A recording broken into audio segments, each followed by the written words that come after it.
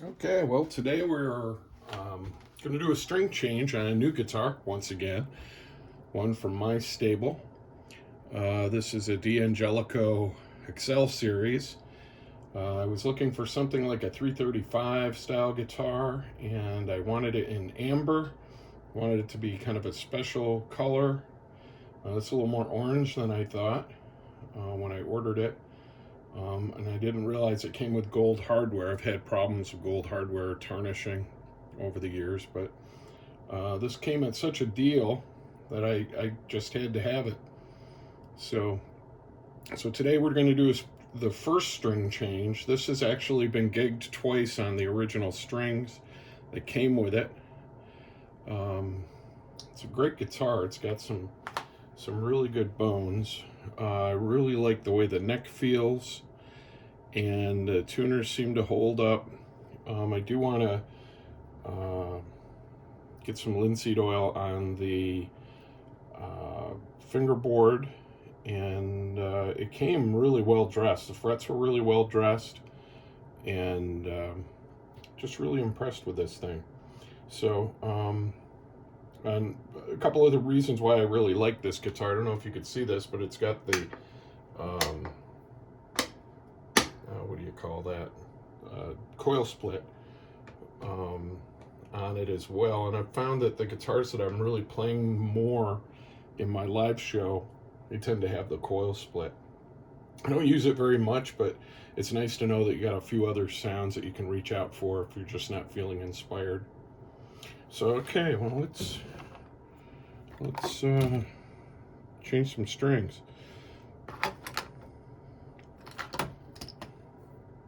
Okay, we're gonna wobble the camera a little. All right, let's see if this thing works on these giant.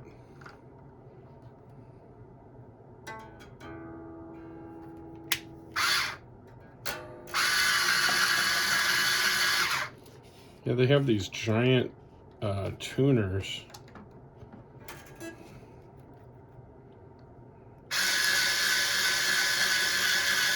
Just gonna loosen them off here a bit.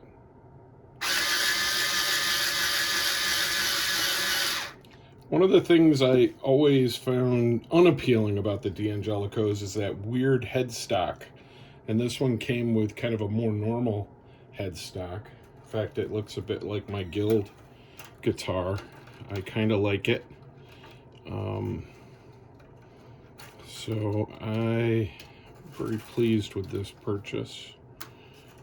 It was actually, I think it was at half price. How can something be half price these days? But it was a good deal. I think I originally was going to pay, I was looking for something in the $1,800 to $2,000 range, and this one was listed as a $2,000 guitar, but they were selling it out, getting, weren't gonna make them anymore, which is sad because it's a great guitar, and I paid $1,000 for it.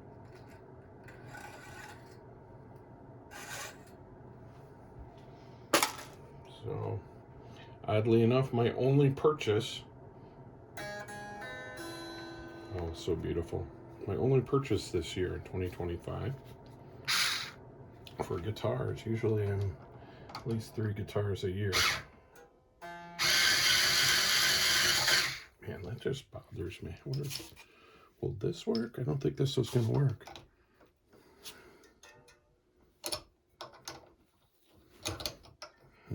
Yeah, I think I'm going to have to use the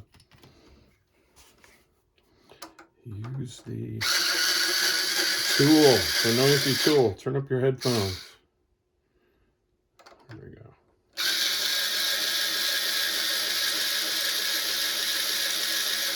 This does not have locking tuners, and if you know me, you know I love to have locking tuners on my guitars. My guitars tend to have the locking tuners.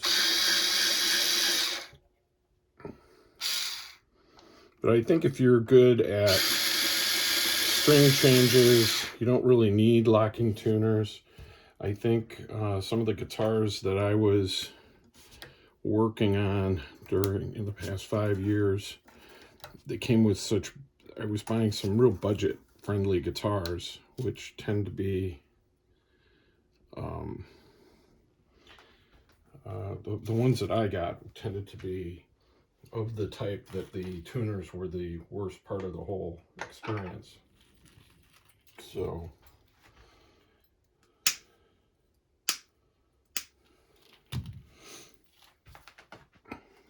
when I replaced them, I just said to myself, I think we need locking tuners. So that's what I put on them. It didn't cost that much more, didn't add that much weight, and there's a peace of mind. Now, I believe this guitar came with 10s on it. Today we're going to put 11s. We're going to see how badly that screws up our intonation. Shouldn't be too bad. I do have a gig tomorrow night. Tomorrow night is New Year's Eve. And my crazy band, the Bad Husbands Club, is going to be playing for a wedding. A wedding on New Year's Eve. So I am excited about that. Now, I'm going to tell you something about me. When I'm changing strings and I have one of these giant bars, there is a temptation to put all the strings on it at once. My sense is that if I do it all at once, I'm going to do 3. There's a lot of wrangling of the strings, and I've had issues with struggling over crossing the strings, getting them tangled up, or using the wrong string, like connecting it to the, okay, here we go.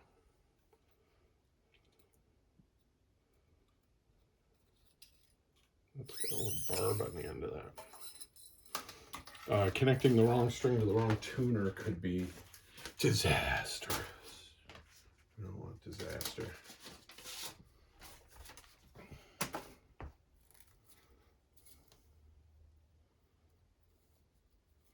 Twang. Can you hear that? Sounds in tune to me.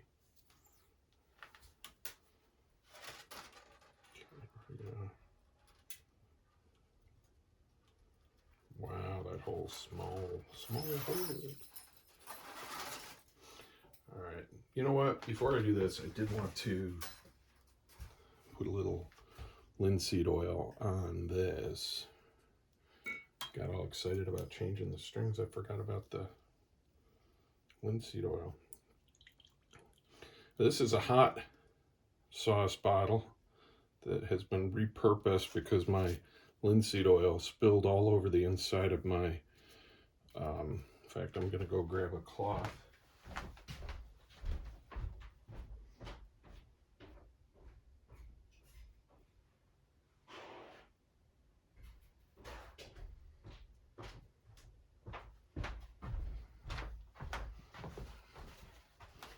I had some linseed oil in a can, which was very hard to get to.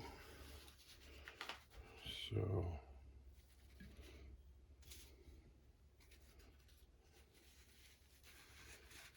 and now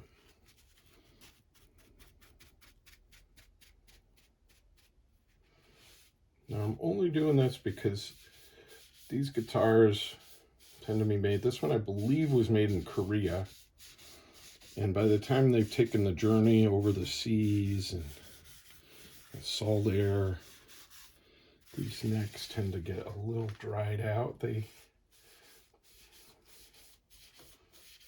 did a great job on the frets on this guitar. I usually expect the guitar to be a little, my expectations are low when it comes to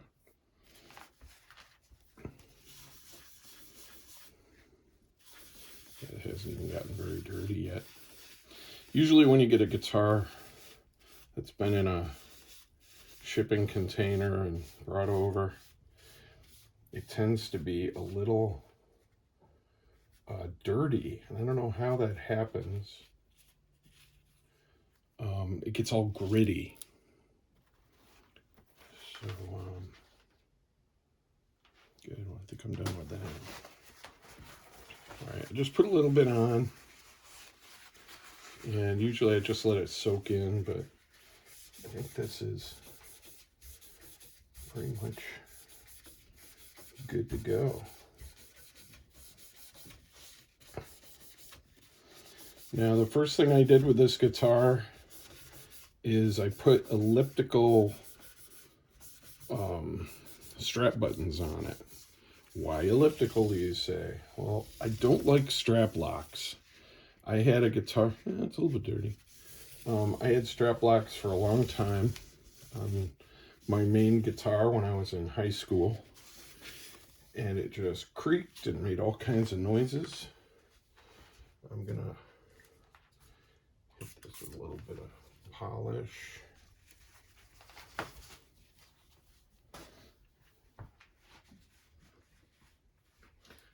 It creaked, it had a bunch of noises that were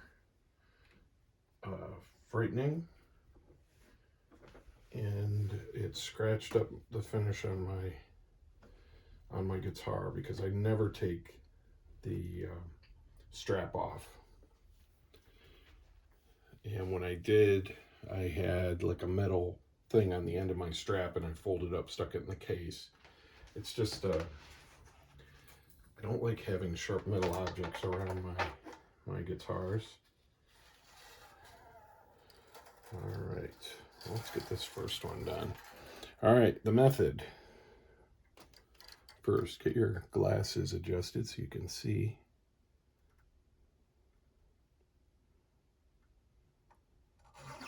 All right, very good. So I usually like to do a good hand, like there. And then kinking it. Let the first wrap go over the top. Come on. Work with me, Okay, here we go. D'Angelico. And then I flip it up, and then all the other ones go underneath. And this tends to work quite well.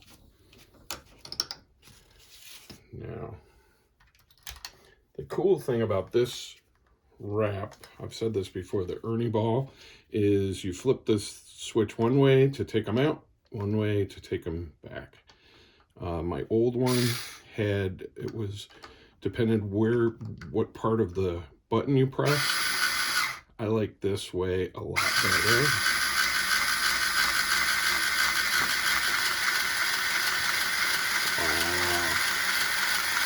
I think I left too many wraps. Usually like about 3 wraps.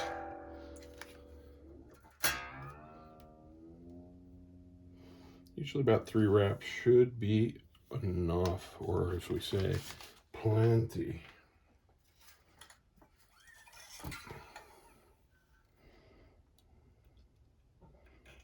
Wow. Okay, again, about a hand's width here. And we're going to, first one underneath.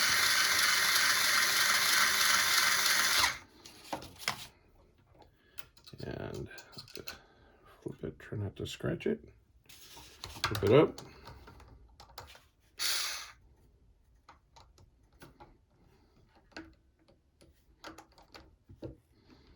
And then the next one's going with,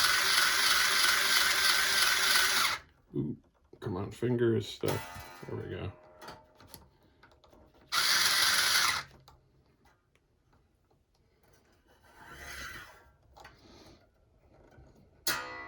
Groovy. Gotta get it in the groovy.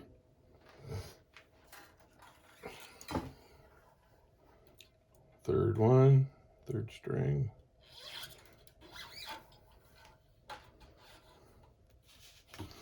Giving it about a hand here.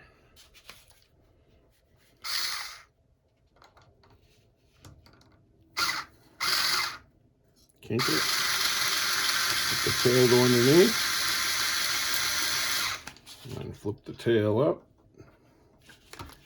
and then the big go underneath.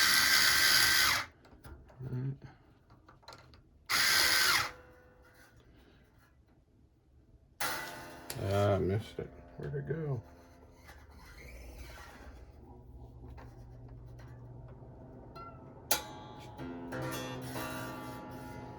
Good, good. Let's get that terrible G string on there. The terrible G string.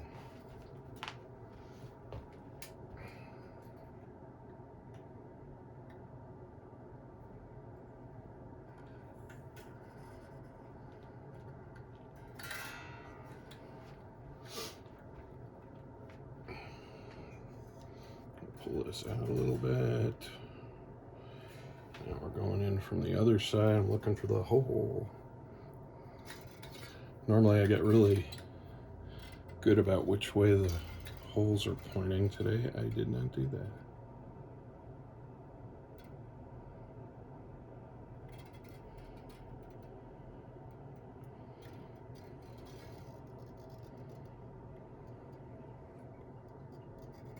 Found it.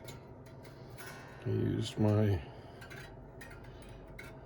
terrible sense of direction. Okay, here we go. All right, let's see. So that's going in. We're gonna kink it.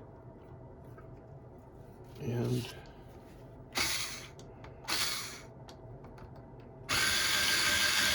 tail goes under.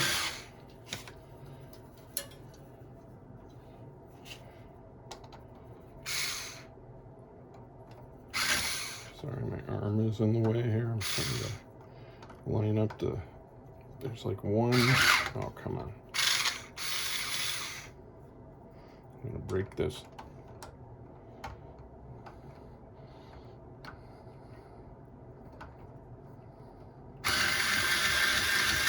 Oh, God.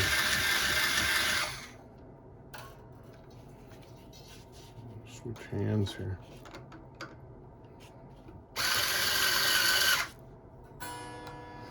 Oh, look, listen, it's already in tune.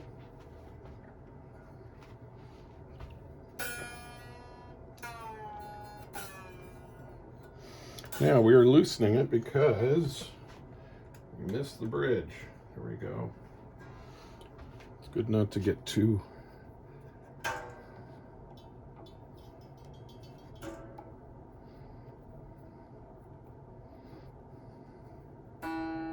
there it is. Sounded so beautiful.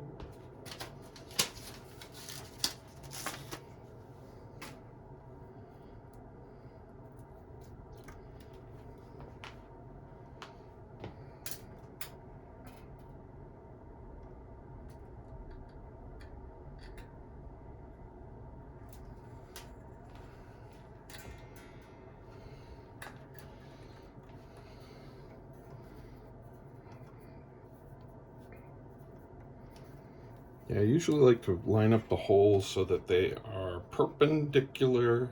Boy, that barb on the end of that A string has been a problem. Catching on everything. All right. I like it to be perpendicular so that I can make my connection. There it goes. Wrap it through. And I like it to be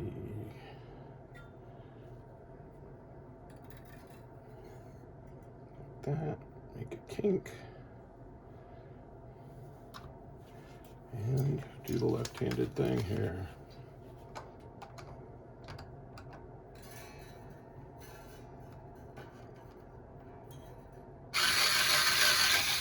Boy. Yeah, these tuners sure look nice. They look nice. I don't know that that one went correctly, but we're gonna act like it did.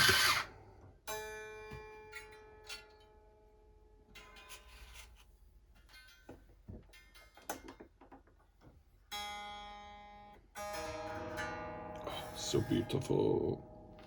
One more.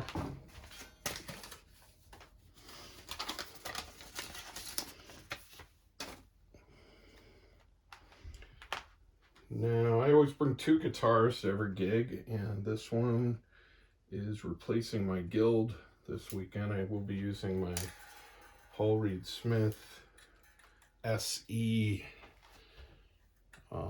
what's it called, 1208, because I love it.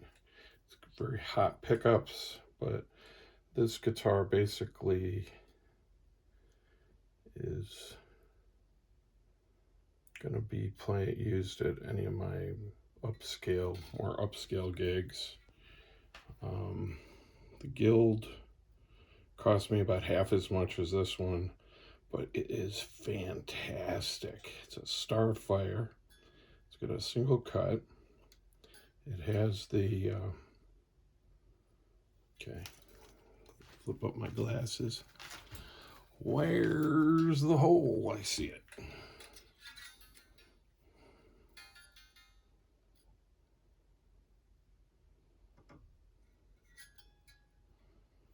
Boy, choke up on the bat here, Herman. There we go. The big pop-up push.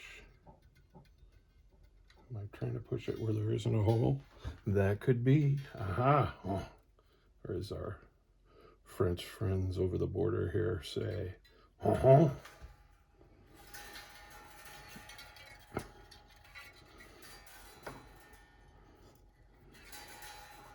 Look at that. Just like I mistakenly did it. Okay. We're going to give this one a little more stretch here. We've got the kink. Now, when I hold this thusly, or like this, I'm just keeping tension on it. It's not actually rubbing on the guitar. It's rubbing on my fingers. Under. Whoops. Okay. Now we have to press the button and go back. Tail go under.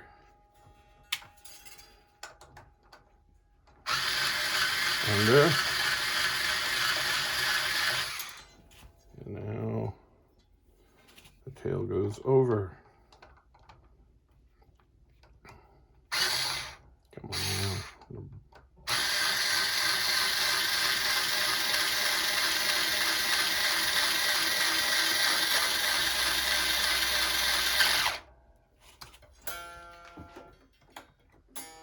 Beautiful. Ooh, listen to that buzz.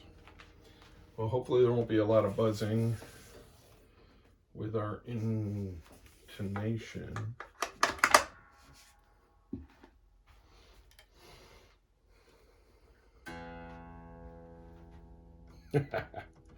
Oh, I can't believe I'm right in the zone. Sometimes the tension just feels right, and then you find out oh, that's right about where an E is.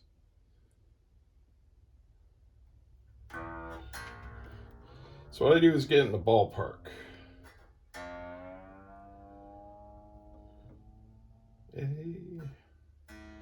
Eddie 8. DD to Dynamite.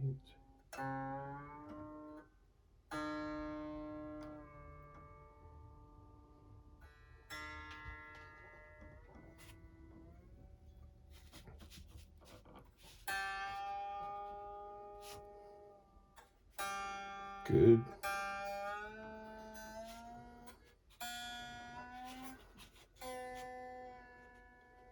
Goodbye, Eddie. Eddie 8 Dynamite, goodbye, Eddie. Thank you, Marty. Marty's music. This is way too.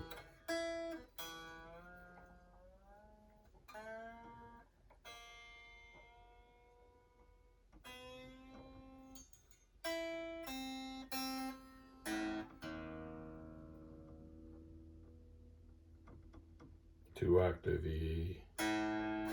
2 octave A. 3rd octave D.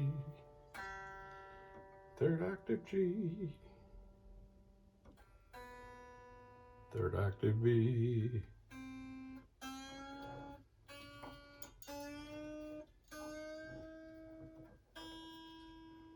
Fourth octave E. It just says fourth oct. I don't know. Maybe it means October. Now, fun thing is, gotta do a little stretchy. The idea is not to breaky. It'll have a sad day.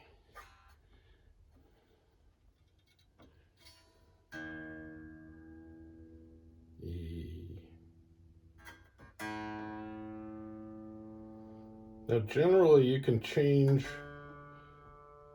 gauge of strings if you're within one of where you were. This had 10s on it. It was set up for 10s.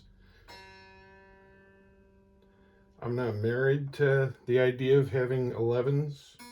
I tend to put 11s on all of my Gibson and Les Paul, or Gibson and, well, Paul Reed Smith, sometimes I'll put 10s, but anything that's got humbuckers on it, I usually use 11s. I just struggle with keeping things in tune if they don't have thicker strings on it. I like the 10s on my Fenders and on my single coils, my tiny, twangy 10s.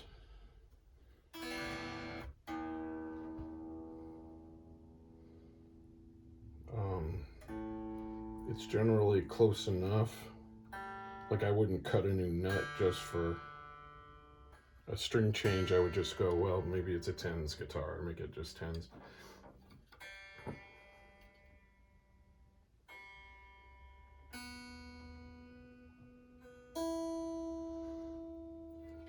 Okay. All right. One of the things I like to do is I maintain a list of, I keep a schedule of when I change strings. And I have kind of a spreadsheet where it shows the last date changed, and another notes part of my phone where I talk about what I did on what dates, like the gotcha date, and then the date of each. Like today, I'll make this a changing the strings date. I did a entry for the elliptical strap buttons, and I'll also mention that I seasoned the fingerboard here. But keeping good records is important. I saw somebody recommended this, and I may have mentioned this on another video. Somebody recommended putting a piece of painter's tape, something like this, and put a little strip of it on the back of the headstock with the date of the string change. The issue I have is I have so many guitars this year, just for gigging, that it's hard to maintain fresh strings and everything all the time. Sometimes you don't touch a guitar for 3 months, and if that's the case, then those strings are aging, but probably still okay for gigging. I made a point this year of using all the guitars that are suitable for stage work, and was able to play 17 different guitars on stage this year, which was pretty cool. I think I have 27 guitars. I have several guitars that are put away, and I just don't use them for live events, but there are things like heirloom type stuff that I don't want to get rid of. But it's nice to see, have an immediacy of knowing when the last string change was. I recommend these. They're from StewMac.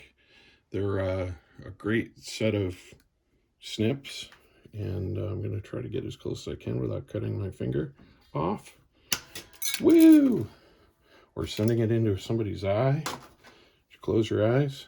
Eye protection needed in the Big Papa studio.